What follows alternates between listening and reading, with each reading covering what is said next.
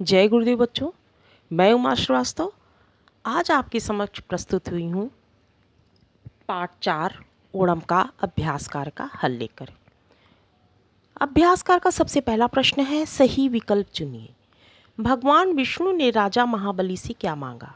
3 पग भूमि, आकाश, पाताल, उपर्युक्त में से कोई नहीं। इसका सही उत्तर है 3 पग भूमि।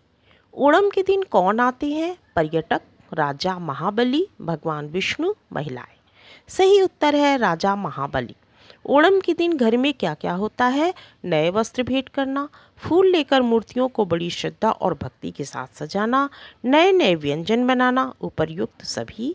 तो इसका सही उत्तर है उपर्युक्त सभी, क्योंकि ओणम के दिन ये सभी कार्य किए जाते हैं। त्रिक्काकरा क्यों प्रसिद्ध है? महाबली की मूर्ति के लिए, महाबली की मूर्ति के लिए, और इस गांव के मंदिर के देवता को ओणम का देवता कहा जाता है।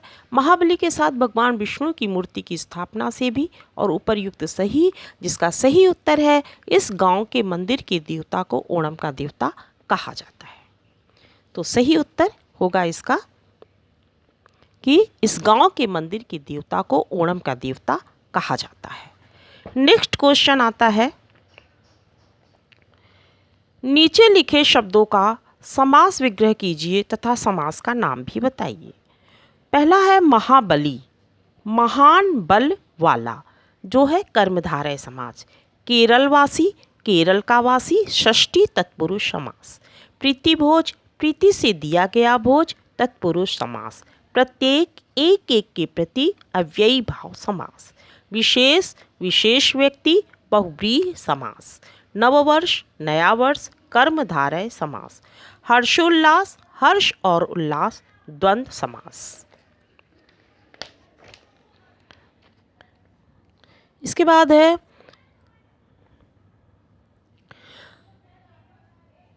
क्रिया की विशेषता बतलाने वाले शब्द को क्रिया विशेषण कहते हैं। अच्छा खेल रहा है, क्रिया विक्रिया। क्रिया भी क्रिया से 4 प्रश्न पूछे किसी भी क्रिया से 4 प्रश्न पूछे जाते हैं, जिनमें आसानी से एक विद्यार्थी भी क्रिया विशेषण पहचान सकता है। कब, कालवाचक, कहाँ, स्थानवाचक, कैसे, रीतिवाचक, कितना, कितने, परिमाणवाचक। राम धीरे धीरे खा रहा है, क्रिया से प्रश्न कैसे खा रहा है से उत्तर आया धीरे धीरे। उपर्युक्त निर्देश पढ़कर पूछे गए प्रश्नों के उत्तर दें। क्रिया विशेषण भेदों के साथ बताएं। अब आपको क्रिया विशेषण बताना है। भगवान जाने कब लौटेगा, तो क्रिया विशेषण। भेद आपको बताना है, जाने कब और कालवाचक क्रिया विशेषण।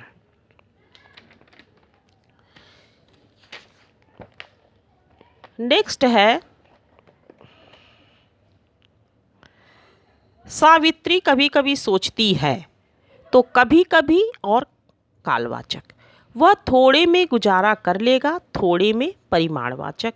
तीनों बच्चे आसपास खेल रहे थे, आसपास स्थानवाचक। ठीक है। इसके बाद देखिए, इन प्रश्नों के उत्तर आपको लिखने हैं।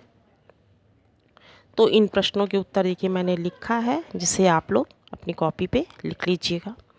त्रिक्काकरा का ओणम से क्या संबंध है? त्रिक्काकरा एक गांव है जहां पर मंदिर के देवता को ओणम का देवता मानते हैं। यहाँ स्थापित मूर्ति महाबली के साथ स्थापित की जाने वाली भगवान विष्णु की मूर्ति से मिलती जुलती है। दूसरा प्रश्न है, विष्णु ने राजा महाबली की परीक्षा लेने के लिए क्या किया? भगवान विष्णु ने राजा महाबली की परीक्षा लेने के लिए वामन रूप बनाया और दान स्वरूप 3 पग भूमि मांगी, किंतु बाद में विराट रूप धारण करके 2 पग में ही पूरी पृथ्वी नाप ली। तो ये था इसके प्रश्नों का उत्तर। आप लोग देख लीजिए और कॉपी में लिख लीजिएगा।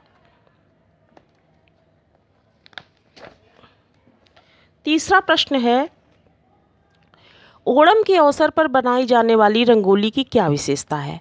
तो ओणम के अवसर पर रंग बिरंगी रंगोली बनाई जाती है और 10 दिन अलग अलग प्रकार के तथा तरह तरह के फूलों से रंगोली बनाई जाती है। इसके बाद है, कल्पना कीजिए कि आपने केरल का भ्रमण किया है, अपने मित्र को पत्र लिखिए जिसमें केरल यात्रा का वर्णन हो। ये आप स्वयं करेंगे। अगर आपको मेरी सहायता की आवश्यकता हो तो आप मुझसे पूछ सकते हैं।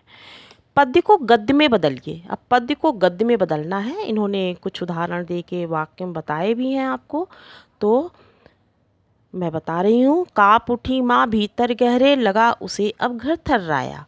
तो इसको गद्य में आप लिखेंगे कि माँ का हृदय काँप रहा था, उसे लग रहा था कि घर भी काँप रहा है। और शिशु अब रोने लगा, लगा अंक से लोरी गाती। बच्चा रोने लगा तो माँ गोद में उठाकर लोरी गाने लगी। थकी नज़र चेहरा उदास है, मन उसका बेहद घबराए। चेहरा उदास है और आंखें थकी थकी सी हैं, मन बहुत घबरा रहा था।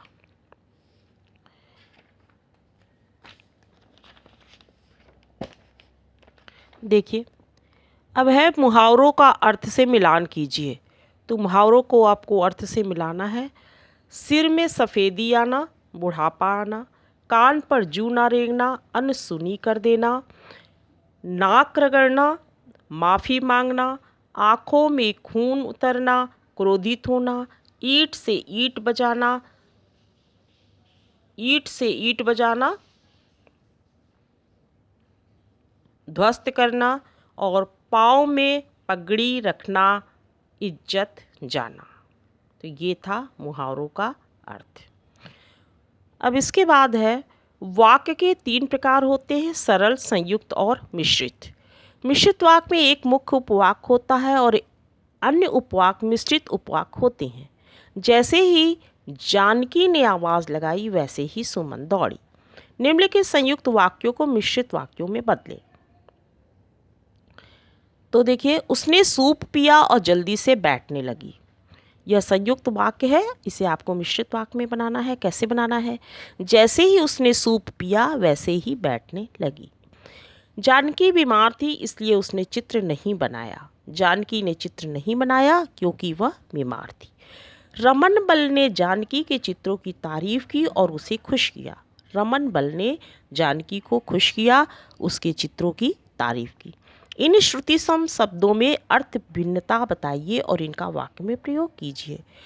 तो चूक का मतलब होता है भूल और चुक मतलब समाप्त। फल परिणाम और फॉल गिरना। तो इसका वाक्य में प्रयोग आप लोग स्वयं कर लेंगे। फिर है दिन, दिवस, दीन, गरीब। फसल, पैदावार, फैसला, निर्णय। शौक, इच्छा, शोक, दुख। पर, पंख, पार, किनारा। कल, दूसरा दिन और काल, मृत्यु। बात, बोलना और वात हवा को कहते हैं। इन शब्दों के बहुवचन रूप लिखिए। कहावत, कहावतें। पेशा, पेशे। वस्तु, वस्तुएं। फैसला, फैसलें। फसल, फसलें। कुर्सी, कुर्सियाँ। और गलियारा, गलियारे। महीना, महीने। ये था इनका बहुवचन का रूप। इसके बाद आता है संयुक्त क्रिया। हर वाक्य में एक क्रिया होती है, वह जब 2 या 3 क्रियाओं को जोड़कर एक मूल क्रिया बनाती है तो उसे संयुक्त क्रिया कहते हैं। एक बूंद पानी टपकाया जा सका, संयुक्त क्रिया।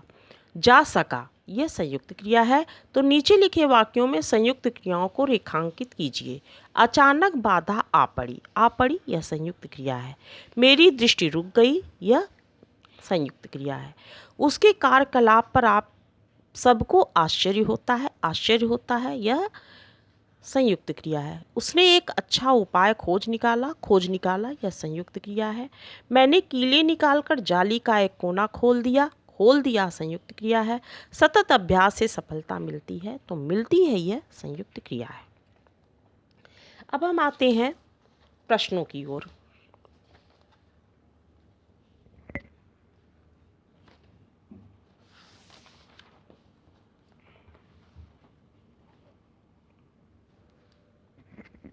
देखिए, यह प्रश्न है।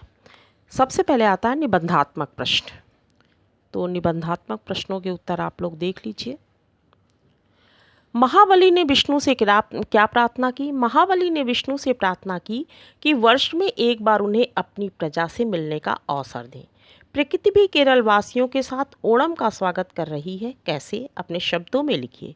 श्रावण मास में मनाया जाने वाला त्योहार ओणम से पहले ही धान की फसलें कट चुकी होती हैं। केरल वासियों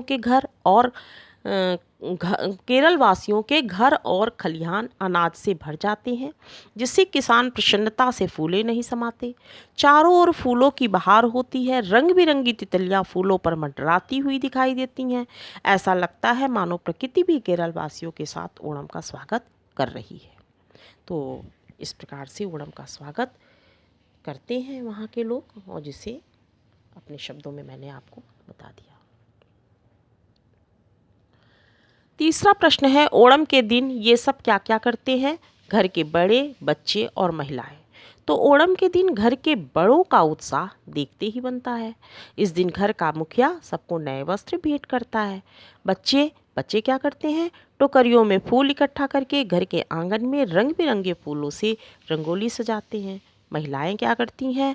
महिलाएं विष्णु और महाबली की मूर्तियों को बड़ी श्रद्धा और भक्ति से सजाती हैं। एक पंक्ति के उत्तर, इसके बाद आता है एक पंक्ति के उत्तर। आपको एक पंक्ति में उत्तर देना है। ओणम कब और कहाँ मनाया जाता है? ओणम केरल में श्रावण मास में मनाया जाता है। किसान फूले नहीं समाते, कारण बताइए। किसान फूले नहीं समाते क्योंकि ओणम के समय उनका घर अनाजों से भर जाता है। वे अनाजों से भरपूर होते हैं। खेत खलिहान अनाजों से भर जाते हैं, इसलिए खुश होते हैं। नौका दौड़ का आयोजन कहाँ किया जाता है? नौका दौड़ का आयोजन आरन्मुला नामक स्थान पर किया जाता है।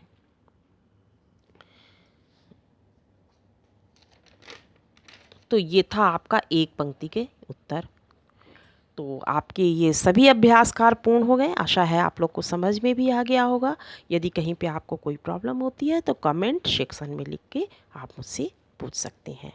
जय गुरुदेव, धन्यवाद।